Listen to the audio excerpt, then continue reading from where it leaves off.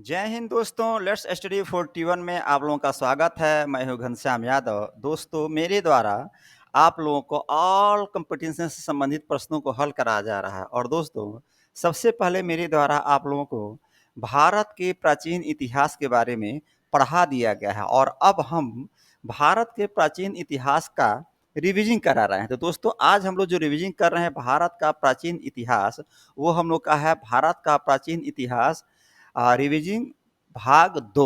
तो दोस्तों, आइए आज देखते हैं कि भारत का जो रिविजन क्लास हम आप लोगों का ले रहे हैं उसमें पार्ट 2 यानी भाग 2 में आज कौन कौन से क्वेश्चन बनते हैं।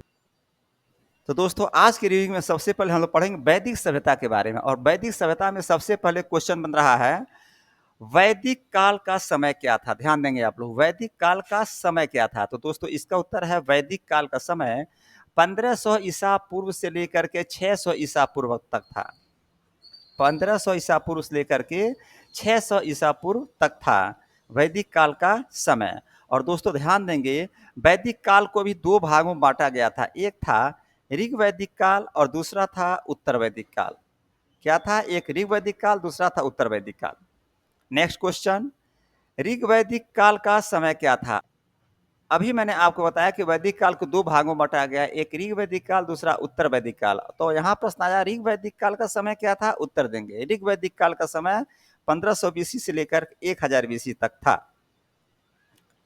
नेक्स्ट क्वेश्चन, उत्तर वैदिक काल का समय क्या था। तो दोस्तों, इसका उत्तर है उत्तर वैदिक काल का समय 1000 बीसी से लेकर के 600 बीसी तक था, यानी 1000 ईसा पूर्व से लेकर के 600 ईसा पूर्व तक था।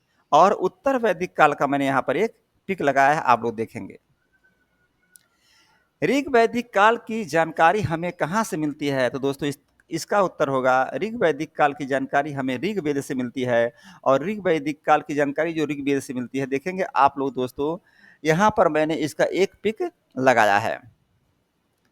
नेक्स्ट क्वेश्चन, उत्तर वैदिक काल की जानकारी कहाँ से मिलती है। तो इसका उत्तर देंगे, उत्तर वैदिक काल की जानकारी सामवेद, यजुर्वेद एवं अथर्ववेद से मिलती है। और दोस्तों, सामवेद, यजुर्वेद और अथर्ववेद का मैंने यहाँ एक पिक लगाया है।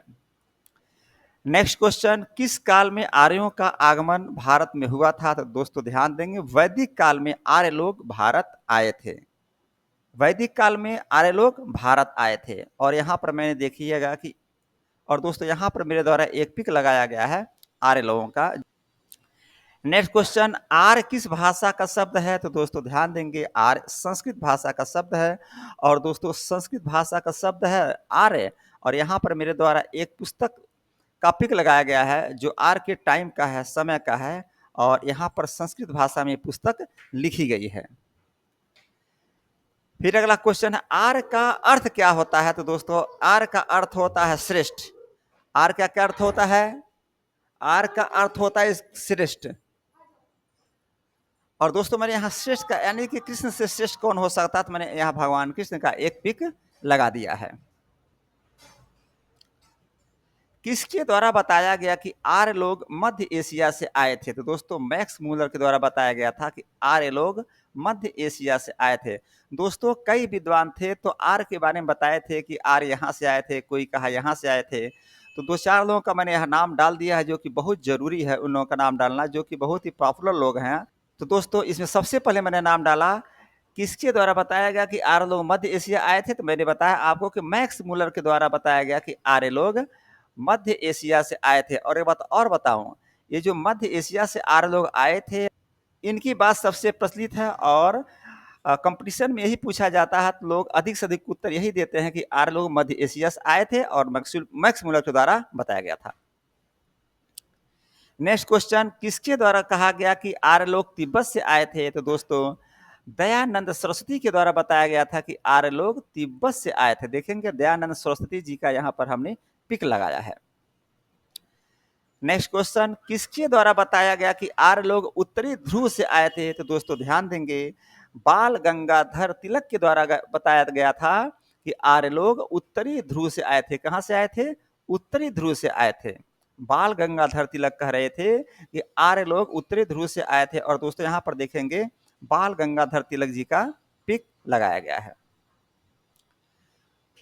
सर्वप्रथम आर्य कहाँ आकर बसे थे? तो दोस्तों इसका उत्तर है पंजाब एवं अफ़गानिस्तान में। ध्यान देंगे, अभी तो पंजाब अपने में है लेकिन अफ़गानिस्तान अपने देश में नहीं रहा। लेकिन उस समय जब आर्य लोग आए थे तो अफ़गानिस्तान भी हमारे देश का ही हिस्सा हुआ करता था। और दोस्तों देखेंगे यहाँ पर मैंने टिक लगाया है पंजाब का और यहाँ पर लगाया है अफ़गानिस्तान का। प्रश्न आएगा सर्वप्रथम आर्य आकर कहाँ बसे थे? आप उत्तर देंगे सर्वप्रथम आर्य आकर के पंजाब एवं अफ़गानिस्तान के हिस्से में बसे थे। नेक्स्ट क्वेश्चन, आर्य लोगों की ग्रामीण सभ्यता थी या शहरी सभ्यता? ध्यान देंगे, पूछ रहा कि आर्य लोग जो आए थे उनकी ग्रामीण सभ्यता थी या शहरी सभ्यता? तो आप सीधे लिखेंगे ग्रामीण सभ्यता हुआ करती थी। और देखेंगे आप लोग यहाँ पर मैं एक ग्राम का पिक लगाया हुआ है, इससे आप लोगों को समझने में आसानी होगी। और दोस्तों मैं बार बार बताता हूँ पिक मैं इसलिए लगाता हूँ कि पिक लगाने से ये फायदा होगा कि आप लोगों के दिमाग में एक पिक्चर बैठ जाएगा कि जैसे हमने क्वेश्चन किया कि आर्य लोग कहाँ से आए थे, उत्तर देंगे ग्रामीण, और ग्राम का जब पिक लगेगा तो दिमाग में पिक्चर बैठ जाएगा ये गांव का, तो ये जो क्वेश्चन है इसका उत्तर नहीं भूलेगा। नेक्स्ट क्वेश्चन, आर्य लोगों की भाषा क्या थी? आप उत्तर लिखेंगे आर्य लोगों की भाषा संस्कृत थी। और देखिएगा एक मैं पुस्तक लगाया हूं यहाँ पर, पुस्तक का पिक जो कि संस्कृत भाषा में लिखी गई है। नेक्स्ट क्वेश्चन, आर्यों की प्रशासनिक इकाई को कितने भागों में बांटा गया था? उत्तर देंगे आर्यों की प्रशासनिक इकाई को 5 भागों में बांटा गया था। सबसे छोटा इकाई था कुल, उसके बाद ग्राम, उसके बाद विश्व, उसके बाद जन, और सबसे बड़ी इकाई क्या थी? राष्ट्र हुआ करती थी। देखेंगे सबसे छोटी इकाई यहाँ ग्राम का मैंने पिक लगाया है और सबसे बड़ी इकाई राष्ट्र का मैंने यहाँ पर पिक लगा दिया है। नेक्स्ट क्वेश्चन, आर्यों की सबसे छोटी इकाई क्या थी? आप लिखेंगे कुल। देखेंगे यहां पर हमने एक कुल का पिक लगाया है। नेक्स्ट क्वेश्चन, आर्यों की सबसे बड़ी इकाई क्या थी? तो दोस्तों आर्यों की सबसे बड़ी इकाई राष्ट्र हुआ करती थी। अभी मैंने आपको बताया कि आर्यों की सबसे छोटी इकाई कुल और आर्यों की सबसे बड़ी इकाई राष्ट्र हुआ करती थी। और आर्यों की प्रशासनिक इकाई को 5 भागों में बांटा गया था। पहला कुल, दूसरा ग्राम, तीसरा विश्व, चौथा जन और चौथा पांचवा राष्ट्र। तो दोस्तों इस प्रकार हमने आपको आज भारत का इतिहास भाग 2 रिवीजन का क्लास हमने रिवीजन कराया। और मैं आपको एक बात फिर बताऊं कि दोस्तों आप लोग जाएंगे डिस्क्रिप्शन में, और डिस्क्रिप्शन में मैंने एक लिंक डाला है, लिंक पर क्लिक करेंगे और वैदिक सभ्यता के बारे में पूरी जानकारी आपको वहाँ मिल जाएगी। जरूर पढ़ेंगे, क्योंकि रिवीजन में मैं पूरी कह सकते हैं कि गहराई साथ आप लोग को नहीं समझा पा रहा हूँ, चूंकि रिवीजिंग रिवीजिंग होता है। और रिवीजिंग का मतलब ये होता है कि जो चीज़ आपको याद हो चुका है उसको एक बार पढ़ेंगे आपको फिर पुनः याद हो जाएगा और आगे जा करके आपको नहीं भूलेगा। तो दोस्तों यहाँ पर आज का क्लास भारत का प्राचीन इतिहास रिवीजिंग भाग 2 समाप्त होता है। मैं कहूँगा दोस्तों इस चैनल को सब्सक्राइब करिए, लाइक करिए और दोस्तों बेल घंटी बजाइए। यहीं पर आज का क्लास समाप्त होता है। जय हिंद, जय भारत।